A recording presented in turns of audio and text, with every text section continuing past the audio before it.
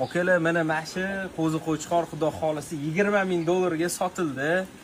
Bu O'zbekiston uchun bu rekord hisoblanadi. Hech kim hali 20 ming dollarga qo'zi sotmagan edi. Dilshod aka ham seleksiya natijasida mana Jamshid aka bilan shunaqa qo'zini Qirg'izistonga sotishdi. Qirg'izistondan mana Primoyda turishibdi. Zamir aka, aka mana pulingizni oldik. 20 ming dollar. Assalomu alaykum. Assalomu alaykum. Dilshod. Ana alcha sizga buyursin. O'zi bizga buyursin. Rahmat.